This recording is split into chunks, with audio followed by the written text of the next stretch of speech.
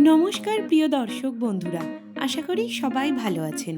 আমার পাঁচমিশালি রান্নাঘরে আপনাদের সকলকেই স্বাগত। আমার আজকের রেসিপি ব্রেড পকোড়া।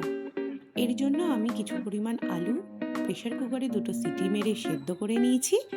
এরপর একটা চপারে নিয়ে নেব পেঁয়াজ, লঙ্কা, ক্যাপসিকাম আর ধনেপাতা। এটাকে ভালো মতো চপ করে নেব। এরপর এখানে আমি নিয়ে নিয়েছি স্লাইস ব্রেড। এটাকে মিডিল বরাবর 3 কোণাভাবে কেটে নেব। একটা বাটিতে নিয়ে নিয়েছি বেসন, নুন, হলুদ, জিরে গুঁড়ো, সামান্য পরিমাণ চিনি দিয়েছি, দিয়ে জল দিয়ে একটা থিক ব্যাটার বানিয়ে নেব। আর আলু এদিকে সেদ্ধ হয়ে গেছে, আলুটাকে একটু ভালো মতো ম্যাশ করে নিলাম। আর কড়াইতে জিরে আর শুকনো লঙ্কা ভেজে নিয়েছি। এরপর সেদ্ধ আলুতে দিয়ে দেব নুন, গোলমরিচ গুঁড়ো, গ্রেট করে রাখা আদা, গাজর আর চপারে যেটা কুচি করেছিলাম সেটা দিয়ে দিলাম।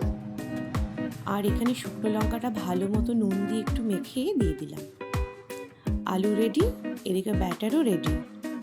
এরপর যে ব্রেডটা আমি কেটেছিলাম, একটা ব্রেড আমি গোল করেও কেটে রেখেছি, তার উপরে সেই আলুটা দিয়ে বেসনে ভালো মতো ডুবিয়ে একটা প্যান গরম করে তাতে সামান্য পরিমাণ তেল দিয়ে সেঁকে নেব।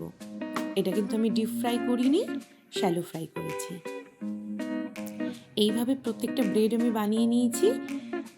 আর খেতে খুবই ভালো লাগছিল। সন্ধেবেলা চায়ের সাথেও খুব ভালো লেগেছে, আবার সকালের জলখাবার হিসেবেও এটা দারুণ খেতে।